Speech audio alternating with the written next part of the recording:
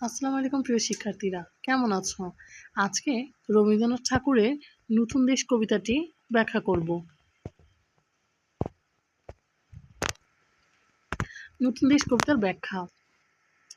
নদীর ঘাটের কাছে নৌকো বাঁধা আছে, নাইতে যখন যাই দেখি সে জলের ঢেউয়ে নাচে। এই লাইনগুলোতে কবি নদীর ঘাটের কাছে বাঁধা নৌকোর কথা বলেছেন। যখনই শিশুটি সেখানে যায়, নৌকাটা জলতলে ঢেউয়ের সঙ্গে নাচতে দেখে আনন্দিত হয়। এখানে কবি প্রকৃতির সজীবতা ও তার গতিশীলতা অনুভব করেছেন। আজ গিয়ে সেইখানে দেখি দূরের পানে মাঝ নদীতে নৌকো, কোথায় চলে ভাটার টানে। এই লাইনগুলোতে শিশু দেখে নৌকোটা মাঝ নদীতে চলে গেছে এবং তার চলার পথ সম্পর্কে সে জানেন না। ভাটার টানে নৌকাটা দূরের দিকে চলে যাচ্ছে, যা তার কৌতূহলকে আরো বাড়িয়ে দেয়। এখানে কবি অজানাকে জানার আকাঙ্ক্ষা ব্যক্ত করেছেন। জানি না কোন দেশে পৌঁছবে শেষে, সেখানে কেমন মানুষ থাকে কেমন বেশে। শিশুর মন অজানার প্রতি আগ্রহী। তিনি জানেন না নৌকোটি কোন দেশে পৌঁছবে, সেখানে কেমন মানুষ থাকবে এবং তারা কেমন থাকবে। এই লাইনটি আমাদের জীবনের অজানা দিকের প্রতি আগ্রহ এবং অন্বেষণকে ফুটিয়ে তোলে। থাকি ঘরের কোণে, সাত জাগে মোর মনে, অমনি করে যাই ভেসে, ভাই নতুন নগর বনে।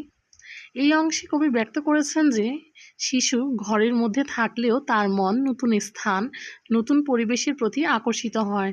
তার ইচ্ছা জাগে নতুন নগর, নতুন দেশ দেখার। এটি পরিবর্তন ও নতুনত্বের প্রতি আকাঙ্ক্ষার প্রকাশ। দূর সাগরের পারে জলের ধারে ধারে নারিকেলের বনগুলি সব দাঁড়িয়ে সারি সারি। এখানে শিশু একটি সুন্দর ও স্বপ্নময় দৃশ্যের বর্ণনা দিচ্ছেন, যেখানে সাগরের ধারে নারিকেলের বন দাঁড়িয়ে রয়েছে। সে এমন একটি পৃথিবীর কল্পনা করে যেখানে শান্তিপূর্ণ ও প্রাকৃতিক সৌন্দর্য ভরপুর। পাহাড় চূড়া সাজে নীল আকাশের মাঝে, বরফ ভেঙে ডিঙিয়ে যাওয়া কেউ তা পারে না যে। এই লাইনগুলোতে শিশু পাহাড়ের চূড়া নীল আকাশের মাঝে সাজানো দৃশ্যের কথা বলে। বরফ ভেঙে পাহাড়ে চড়ে যাওয়ার চিন্তা প্রকাশ করে, যা একরকম অসম্ভব বা কঠিন, কিন্তু ঐতিহাসিক ও স্বপ্নময়। কোন সে বনের তলে নতুন ফুলে ফলে, নতুন নতুন পশু কত বেড়ায় দলে দলে। এখানে শিশু নতুন বনের কথা বলে, যেখানে নতুন ফুল ফোটে, ফল ধরে এবং নতুন পশুর দল ভ্রমণ করে।